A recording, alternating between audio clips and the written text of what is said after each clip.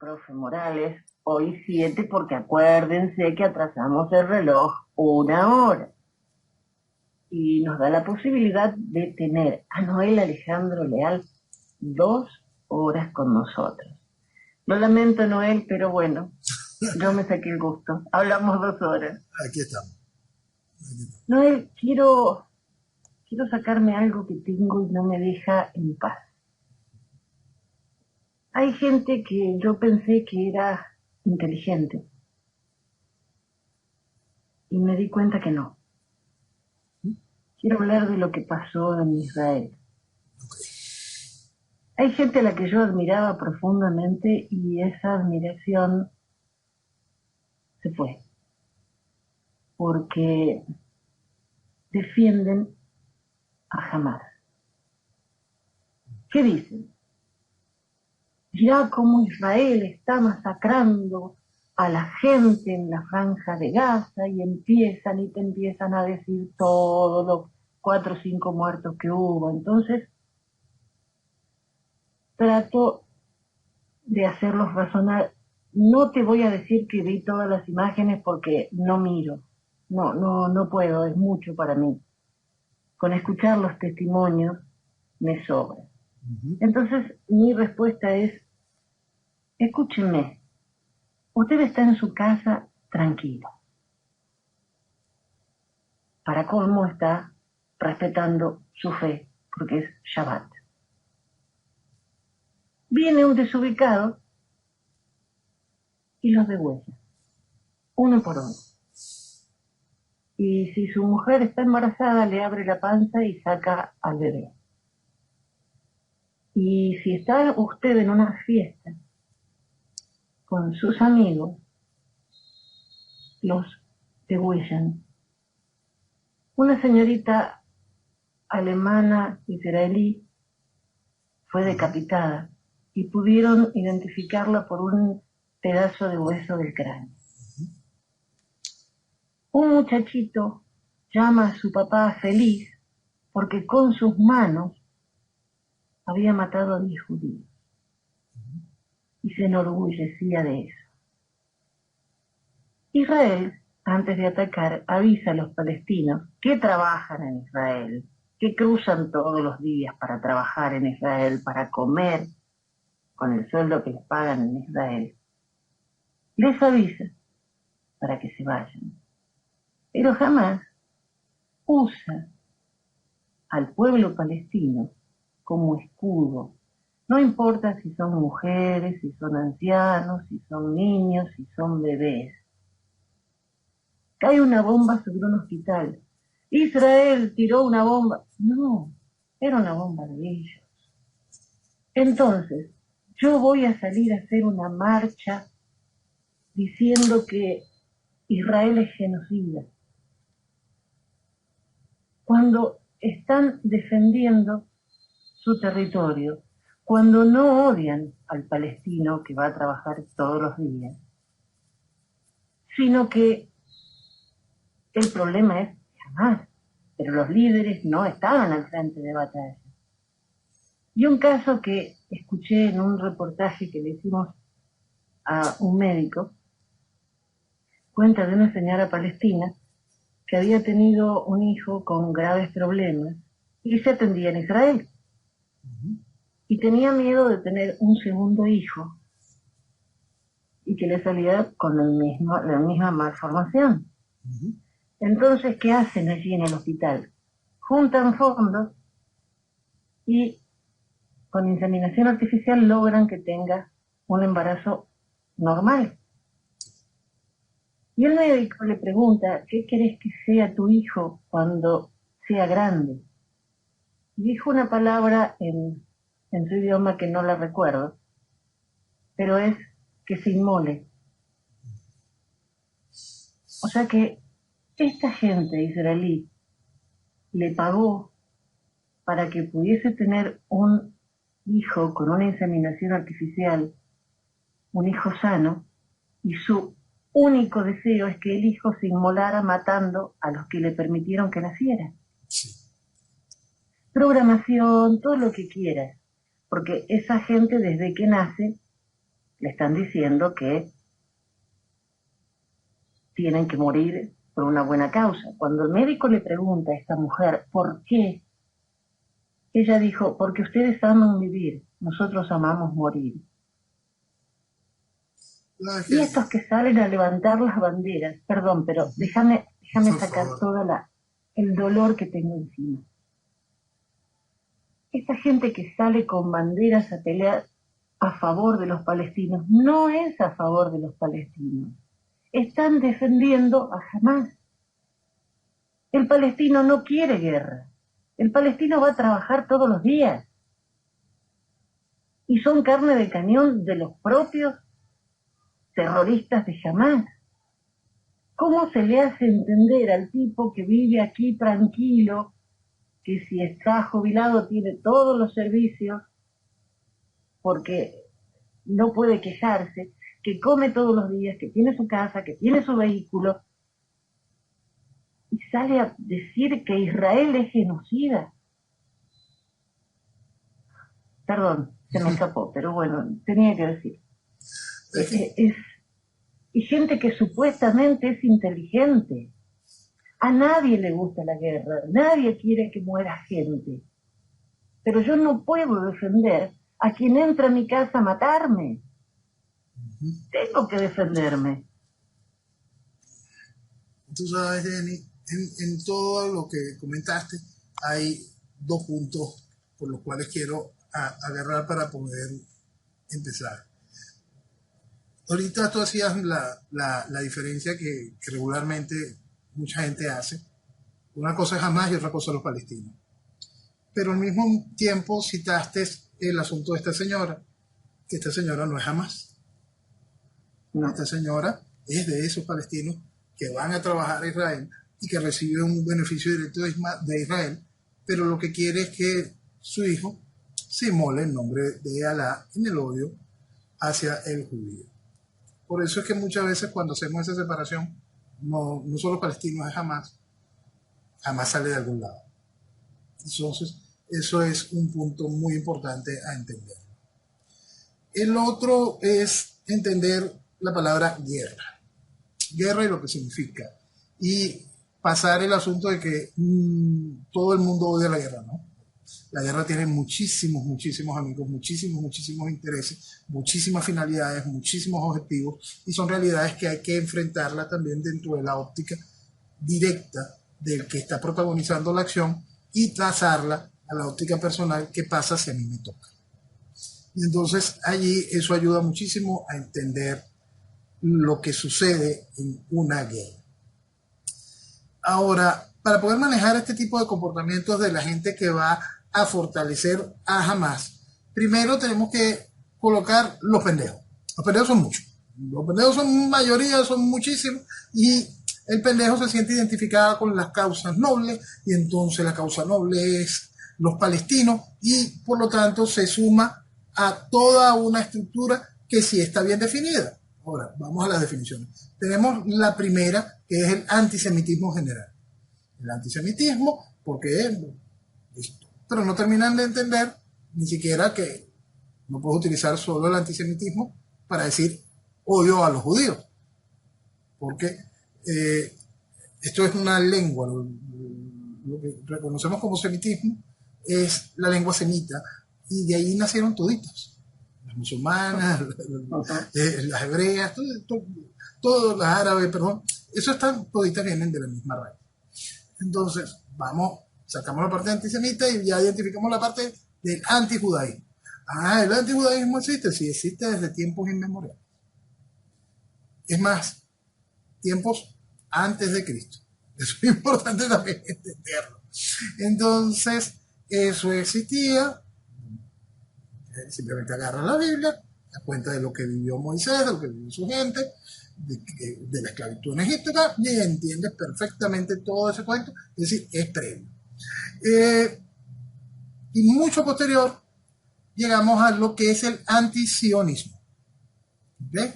Entendiendo que el sionismo es esta voluntad de generar un Estado para el judío, más allá de las escrituras, Para más, dentro de las divisiones que hay dentro de los judíos, hay unos judíos que sostienen de que la voluntad del hombre no puede crear el Estado de Israel, tiene que ser el Mesías que venga y arme el Estado de Israel, y por eso ellos mismos están en contra hasta del Estado de Israel, siendo judíos que viven en Israel.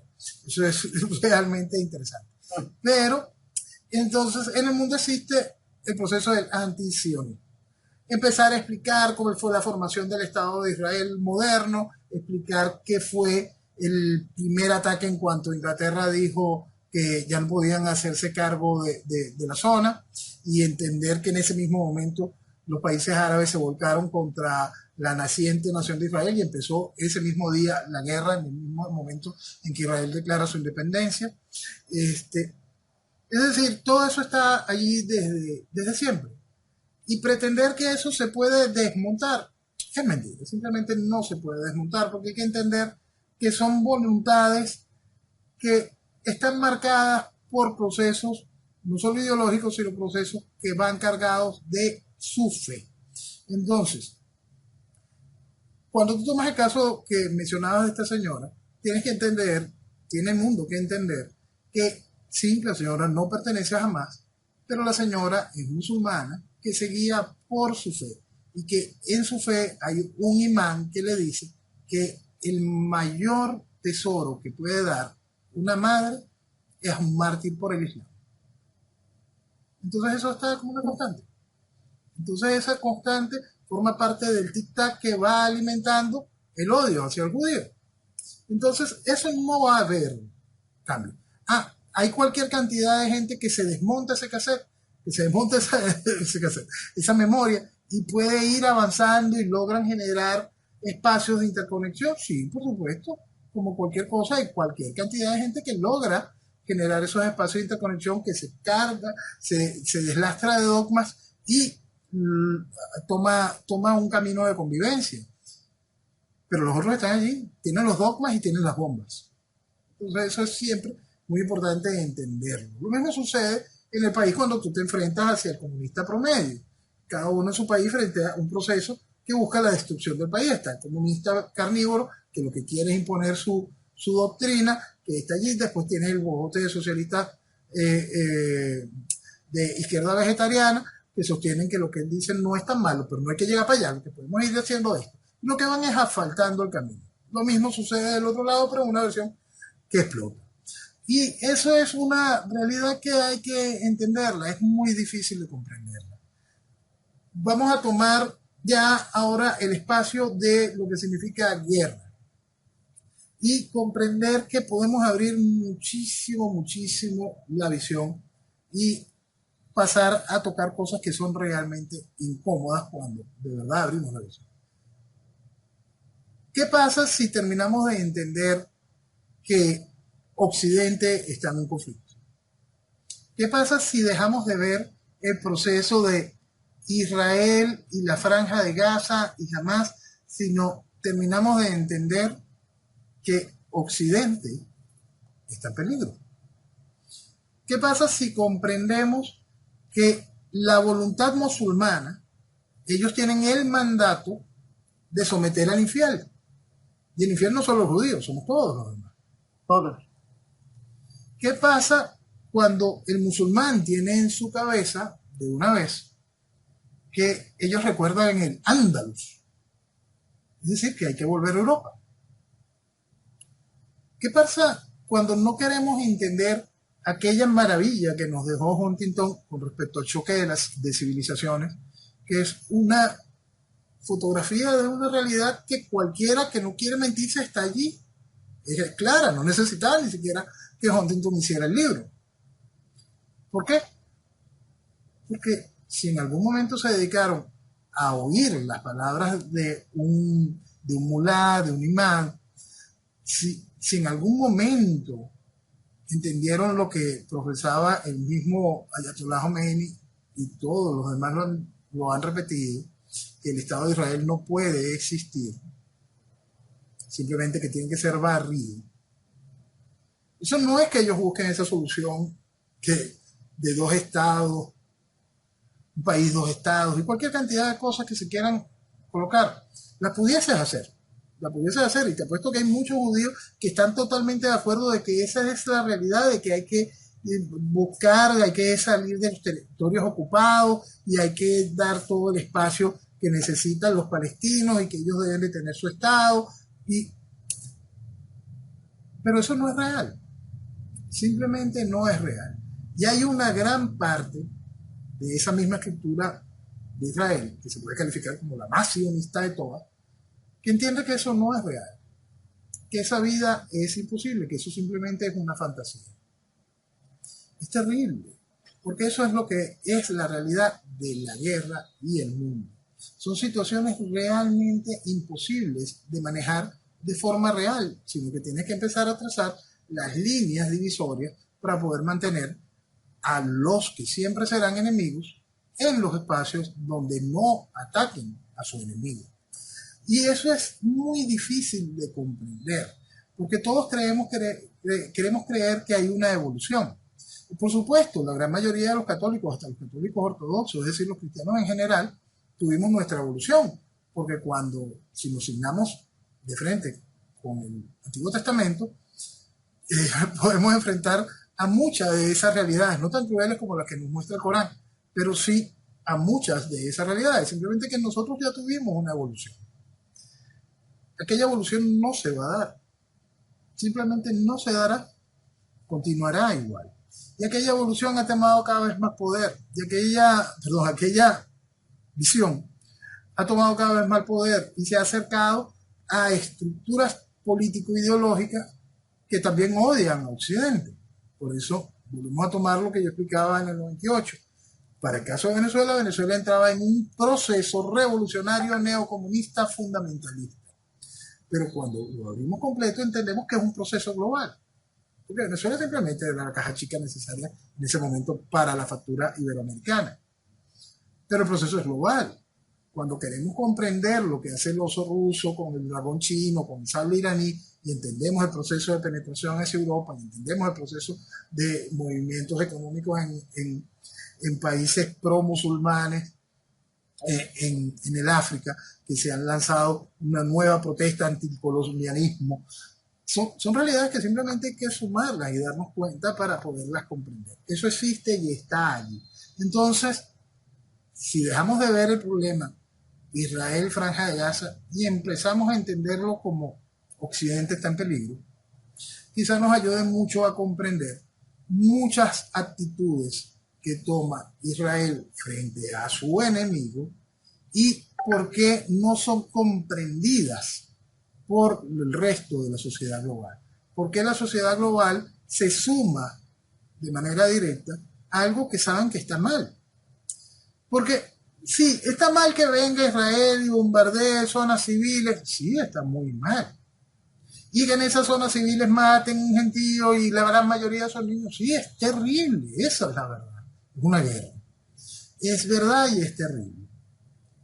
Pero cuando tú lo pones en la balanza de la bomba horrible que mata a mucha gente y el grupo de terroristas que entran en una casa y matan con sus propias manos a una familia, que sienten el orgullo de sentir su sangre, ahí hay algo que está mal. Ahí hay algo que hay que sopesar de una manera distinta cuando estamos entendiendo una guerra. A mí las reglas de la guerra, el derecho humanitario de guerra, cada una de este tipo de cosas se han escrito muchísimo y se ha versado más en la práctica, se miente más con respecto a ello. Pero llegamos a este caso de que Israel viene y advierte en las zonas donde va a bombardear. Suena hasta absurdo, suena hasta ridículo, pero eso se hace ahora.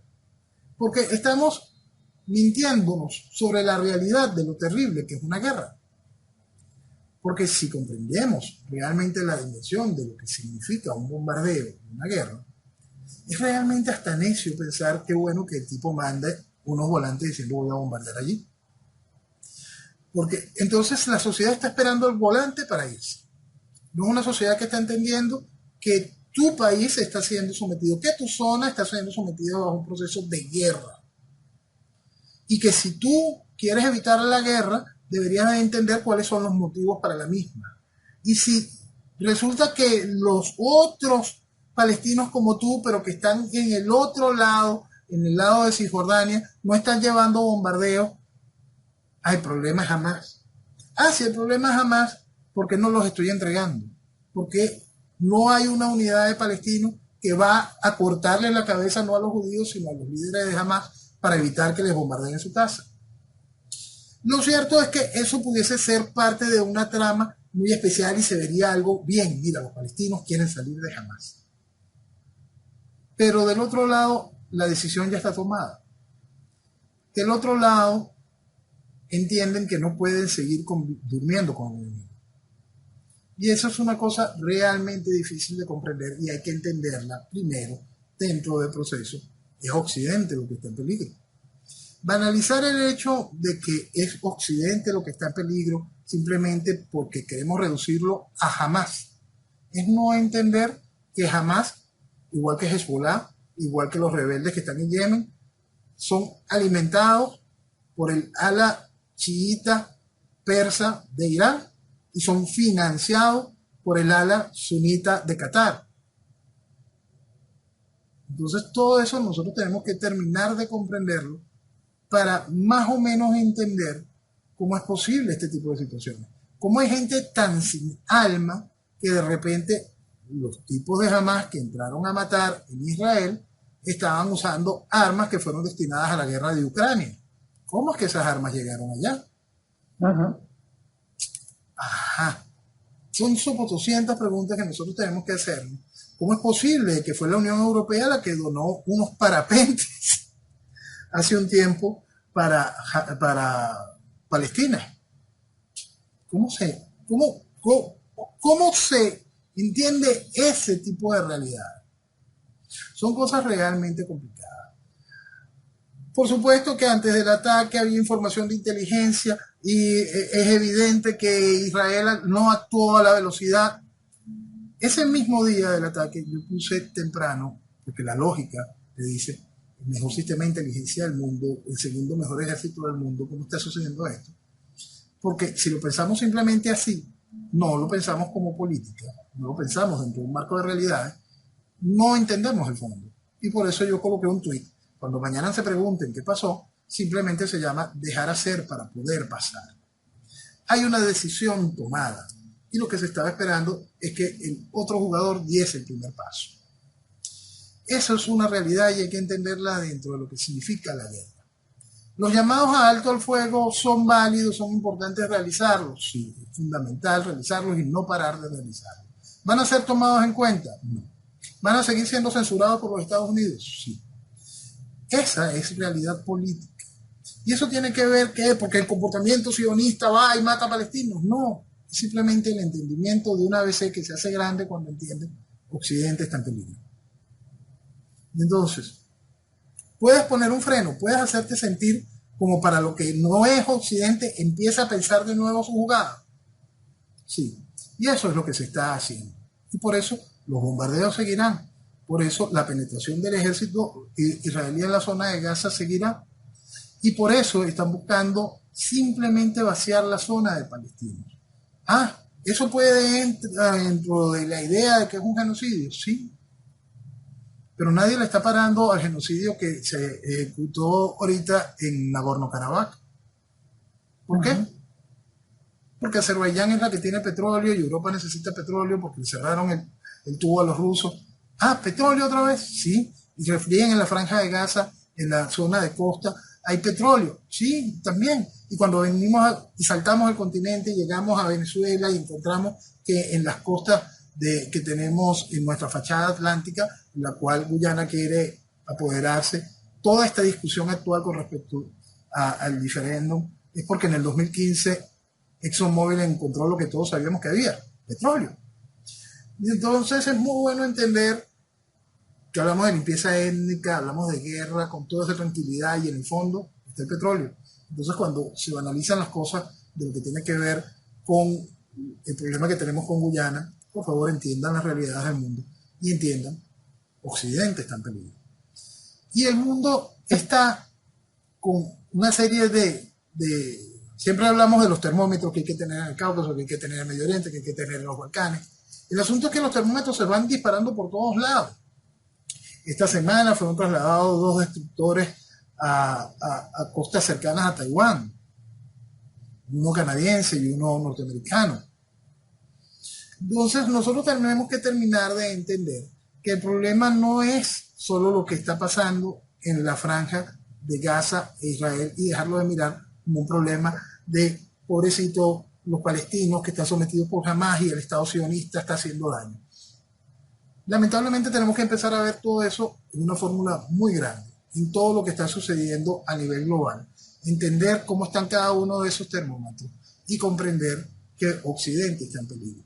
Que lo que uno está viendo en eso es justo esa fotografía de lo que es la última frontera de Occidente, no solo física, sino en pensamiento, en visión, que es Israel, rodeada por el enemigo de lo que no es Occidente, de lo que por distintas causas, más allá de la ideológica y con mucha fuerza en un proceso de fe, simplemente busca su destrucción.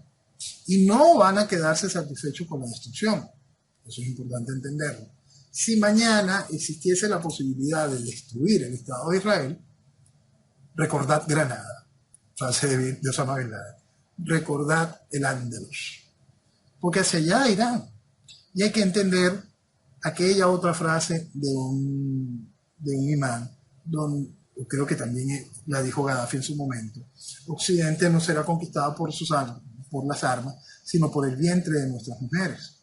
Es decir, ese cambio, ese proceso revolucionario neocomunista fundamentalista, no es la foto de lo que yo explicaba en la Venezuela de 1998. Es un proceso global que ha ido penetrando todo, absolutamente todo. Por eso es que siempre es muy importante, en el caso particular de lo que se está viviendo en Israel y en este conflicto en la Franja de Gaza, comprenderlo desde la fotografía mucho más grande.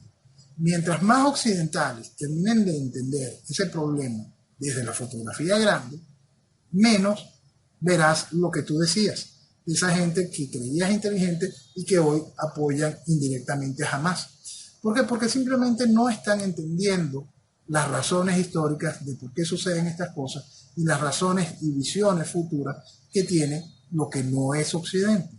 Para ellos, la meta es eliminar al infiel. Simplemente es así. Pero el infiel somos nosotros también. No se piensa en eso. Exactamente, eso no se quiere pensar. Se cree que simplemente el problema porque los judíos les tomaron sus tierras. Eso es bastante más amplio que eso.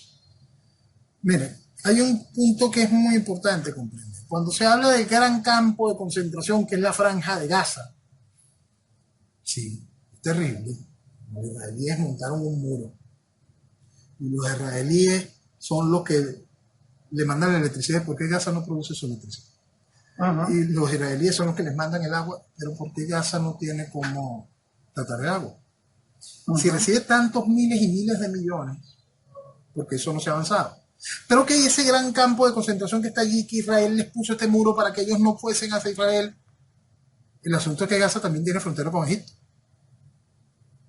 Y Egipto no entra. También tiene un muro. No los dejan entrar. Y Israel sí entran a trabajar. Exacto, y Egipto no le... Entonces también terminemos de sacar todo ese resto de cuentas. Porque aquellos quieren mantener esa olla de presión allí. Porque necesitan que eso esté allí. Y eso está allí. Entonces hay que siempre comprender estas cosas dentro de la realidad de lo que significa la política, la ideología, los problemas de fe y la voluntad de los liderazgos. Netanyahu es un hombre convencido en el sionismo, es un hombre que puede estar manchado de corrupción, es un hombre con una visión política de derecha, es un hombre que, antes que todo, es un hombre que entiende todas y cada una de esas realidades que estábamos expresando hace rato.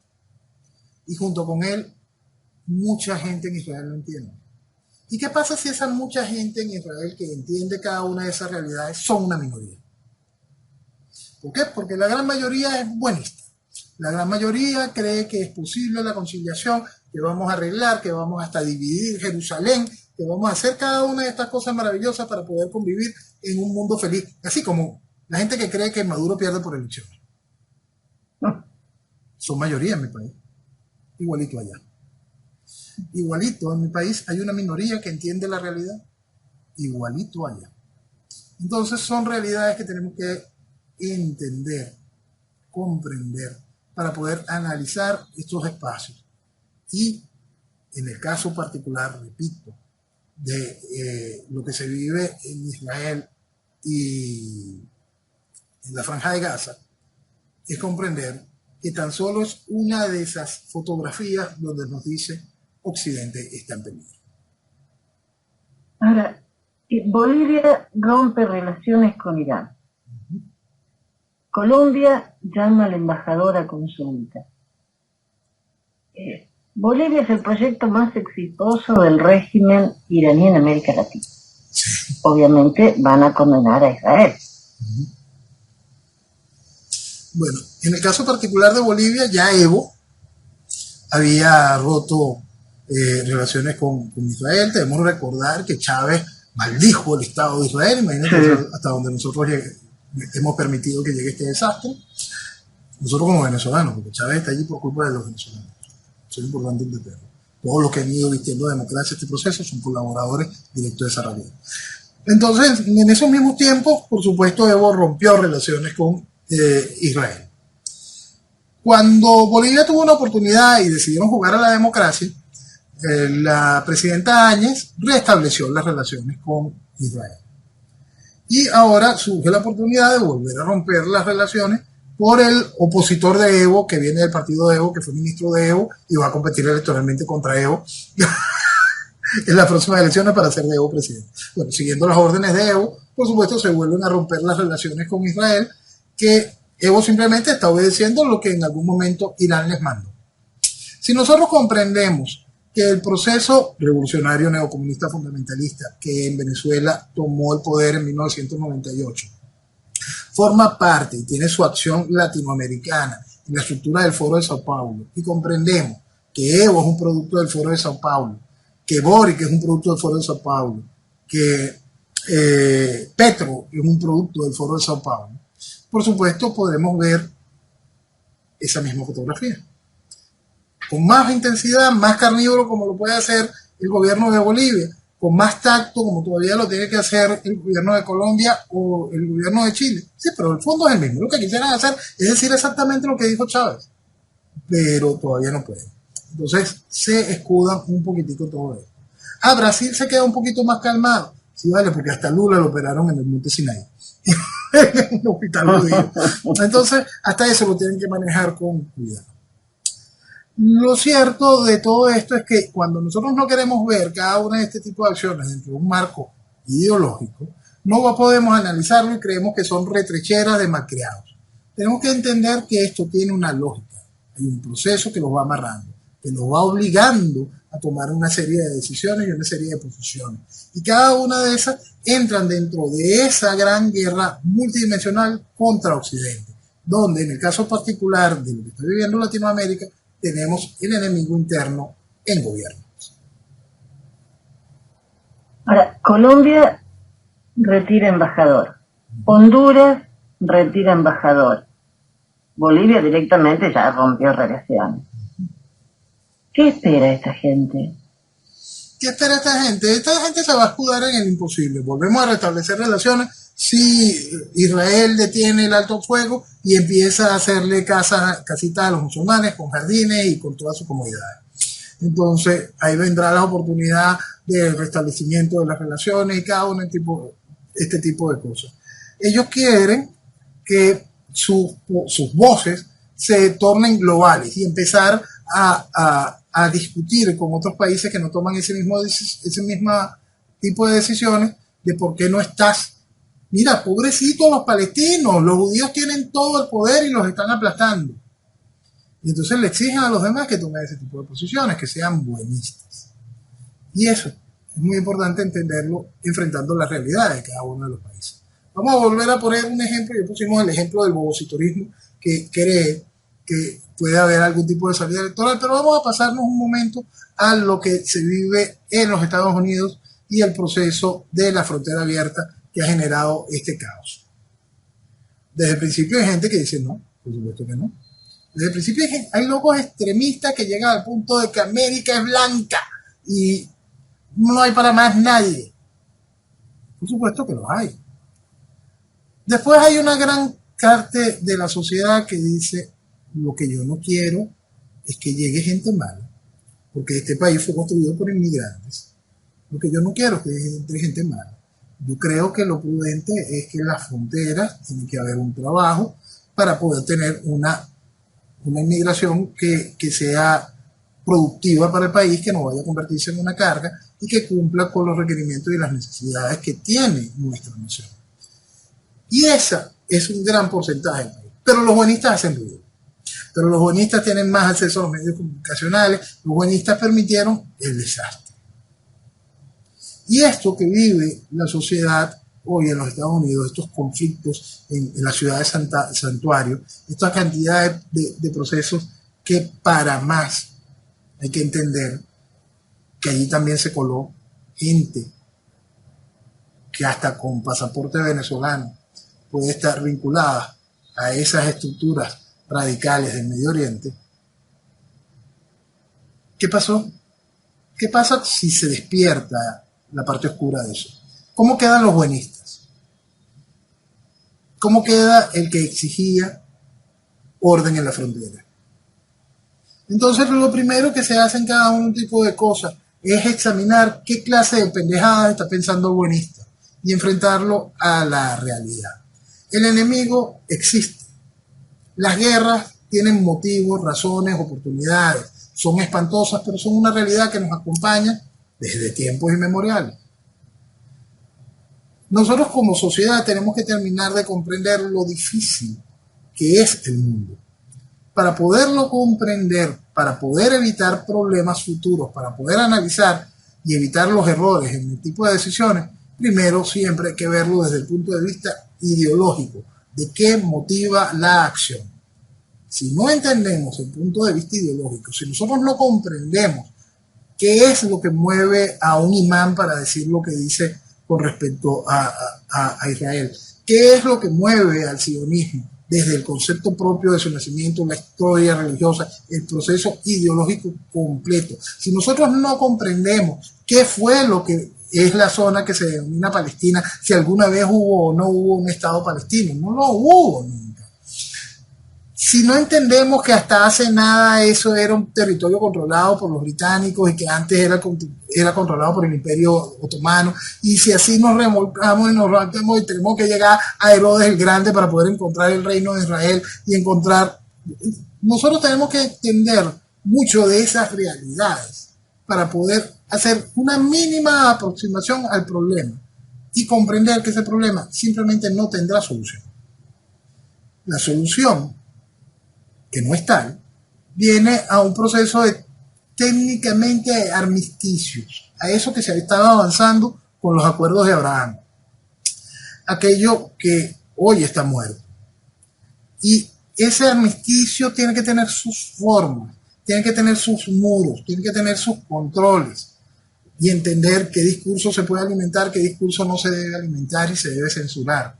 Entender a quién se debe financiar y qué no se debe financiar. ¿Qué pasa cuando se envía dinero y no cuando se envía lo que puede contribuir directamente a la salud o directamente a la alimentación o a la construcción? ¿Qué pasa si, porque es hasta eso, es tan conflictivo entender esa realidad, es tan difícil comprenderlo? Cuando nosotros queremos intentar darnos una idea de la terrible vida que lleva un palestino en la zona de la Franja de Gaza, es simplemente horrible, es simplemente impensable. Es realmente, parece, imagínate el venezolano promedio del interior del país que sufre más los apagones, que sufre más los problemas de agua, que no cuenta con transporte público, que la delincuencia la tiene desatada, que no puede enviar a sus hijos para la escuela. que todo es embrutecimiento, que no cuenta con un hospital, que no hay ningún tipo de sistema de salud. ¿Ya vieron un poquito la foto? Bueno, eso es 3, 4, 5 veces peor a lo que le toca vivir al palestino promedio. Porque para más, tiene que vivir rodeado de gente armada, tanto en el lado donde puede ir a trabajar, que te miran de reojo, como en tu propio hogar, donde te miran de reojo porque trabajas de aquel lado. Entonces, esa sociedad fue llevada a límites, viven en un límite, están en un proceso de sometimiento, y es algo que no vas a poder quitar, cambiar, simplemente eso no se puede reprogramar así como así. Por eso es tan difícil comprender lo que hay que hacer.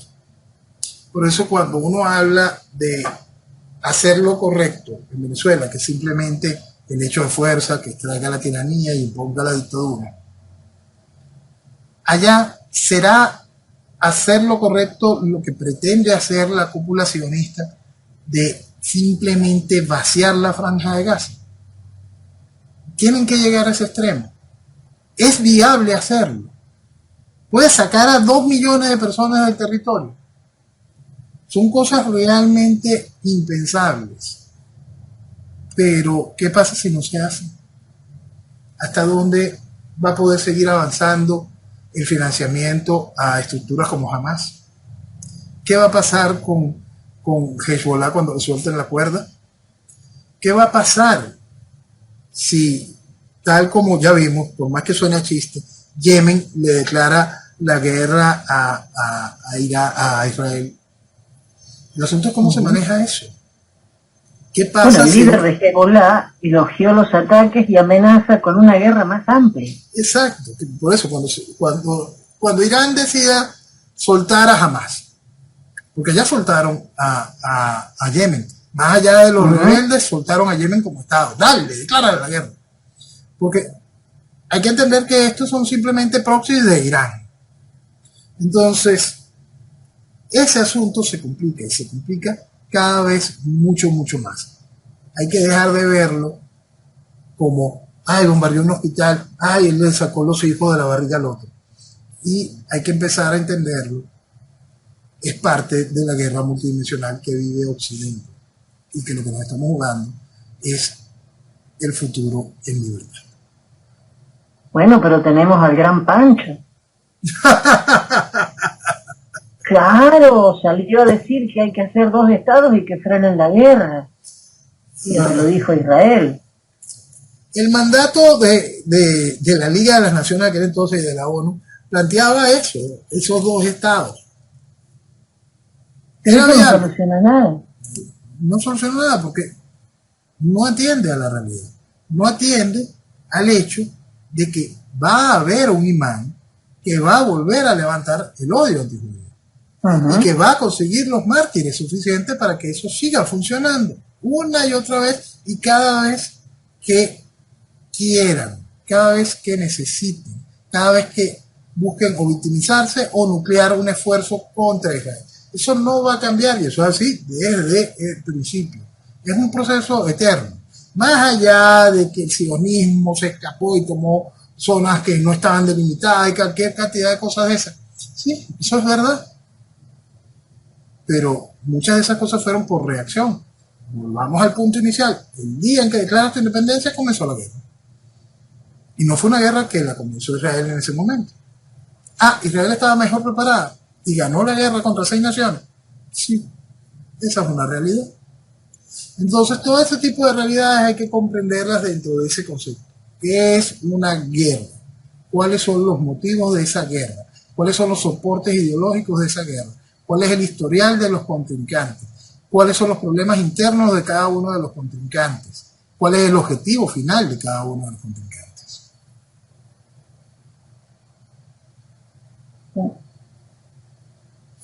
Y Argentina con este problema no ha tomado una posición firme porque ya sabemos lo que pasó. Volaron la AMIA, la embajada de Israel, y se sabe quién fue y Cristina calmó las aguas. calmó las aguas y en su momento, por eso es que eso es un asunto en Argentina bastante bien delicado, costó la vida misma, más allá de la cuestión, y ha generado una nube de incertidumbre, que esto es increíble, ¿no? Estamos hablando de un país de verdad, Argentina es un país de verdad, no estamos hablando de paisitos que no han contado en la historia moderna del mundo, sino Argentina es un país de verdad. Y tener que pasar por este proceso de incertidumbre, donde todos sabemos la verdad, pero nadie se atreve a decirla, y cada vez que hay este tipo de sucesos, vuelven estos fantasmas a renacer. Y como tener que vivir pisando sobre huevos. ¿Qué es lo que pasa? ¿Qué es lo que se hace? ¿Hacia dónde se avanza? Es realmente difícil porque va generando un problema en la psique de la sociedad que hace que la sociedad deje de funcionar de manera lógica. Uno de los más grandes daños sociales que se le puede hacer a un colectivo es sembrar la incertidumbre. Sí, está bien sembrado, pero es que toda Latinoamérica, Chile, Colombia, Bolivia, condenaron los ataques. Ni hablemos de Cuba. Nicaragua. Argentina, Argentina condenó los ataques que se hicieron, pero Díaz-Canel dice que la historia no perdonará a los indiferentes. Díaz-Canel.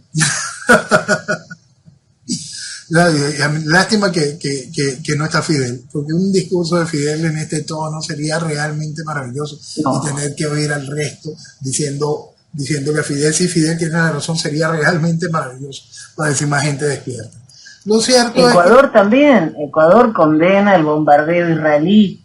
Sí, eso Honduras lo mismo. Y así va a funcionar. Y entonces hay un momento en que eso se escapa ya de la órbita del Foro de Sao Paulo y empieza el general de la estructura de la Internacional Socialista a tomar ese tipo de postura. Lo que pasa es que es difícil que la puedan hacer de manera frontal en Europa.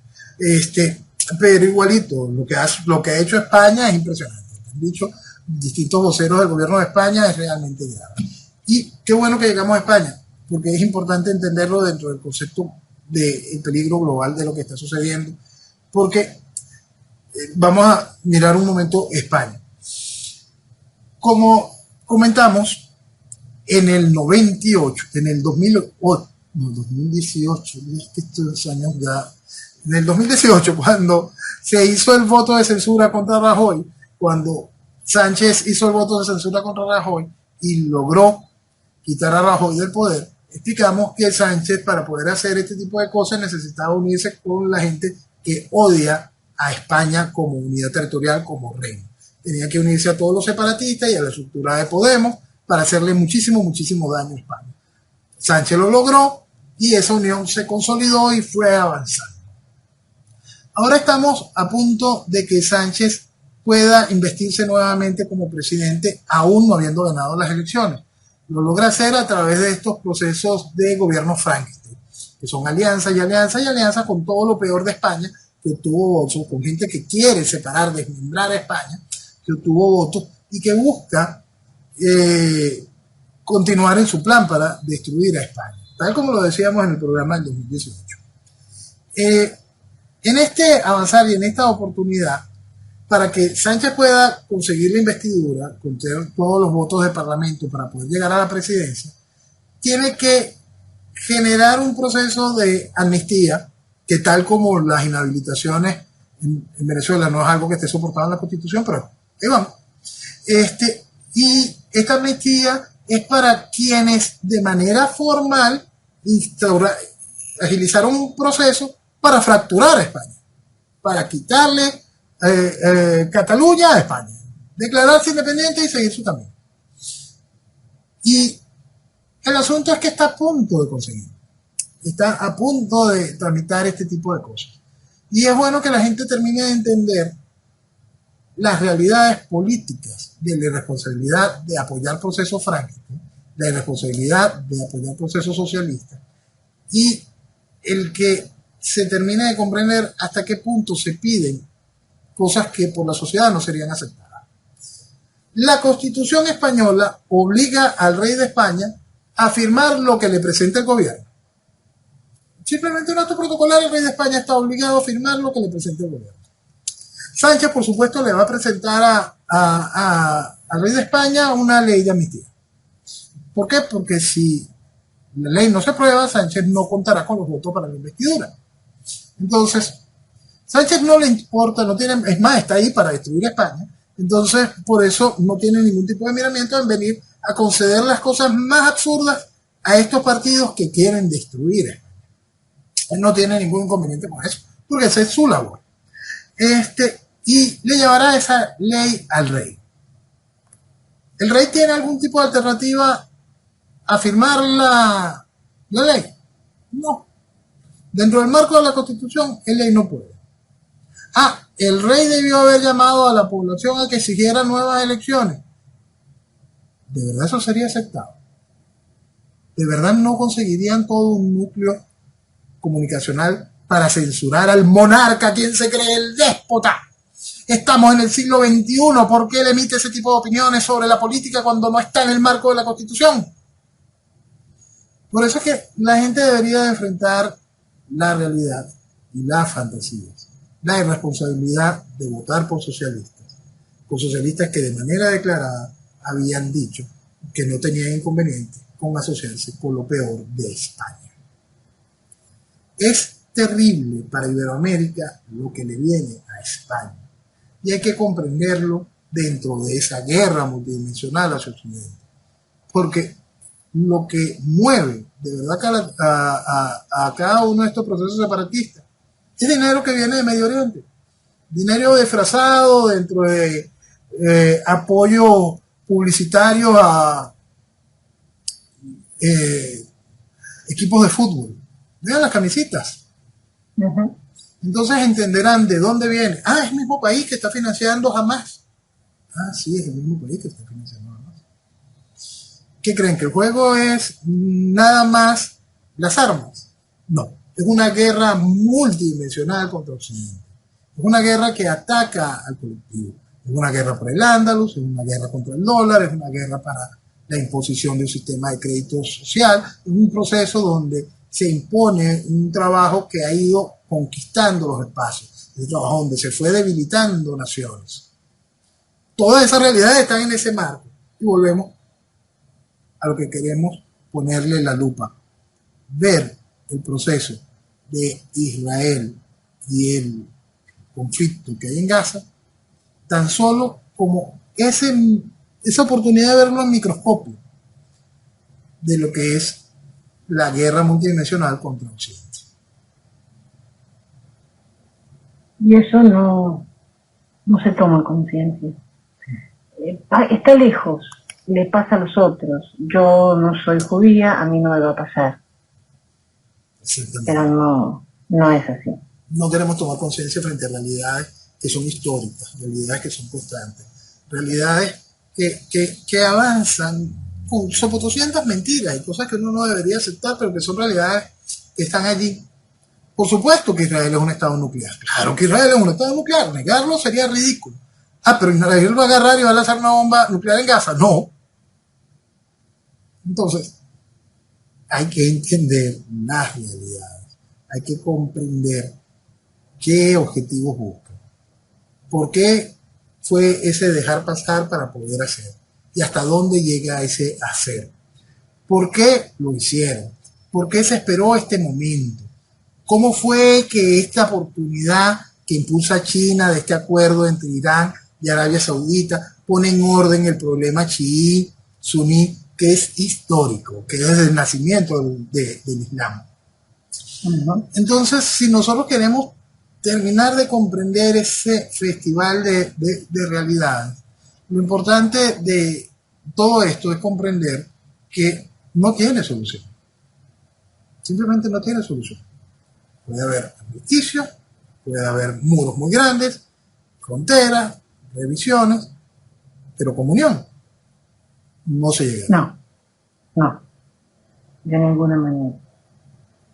Noel, te agradezco muchísimo estas 2 horas y por supuesto la clase magistral que nos das en cada oportunidad, porque tenés un conocimiento impresionante de lo que es el mundo, porque lo estudiás, porque lo analizás y aunque me duele a veces, no te equivocás.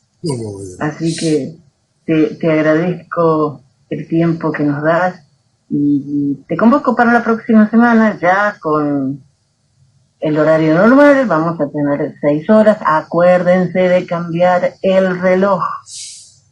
Pero van a dormir una horita más. Gracias, Noel. Gracias a todos. Muy buenos días y que viva Venezuela. Viva Venezuela. Y nosotros nos reencontramos Dios mediante el próximo sábado a la medianoche. Que tengan una semana excelente. Chao.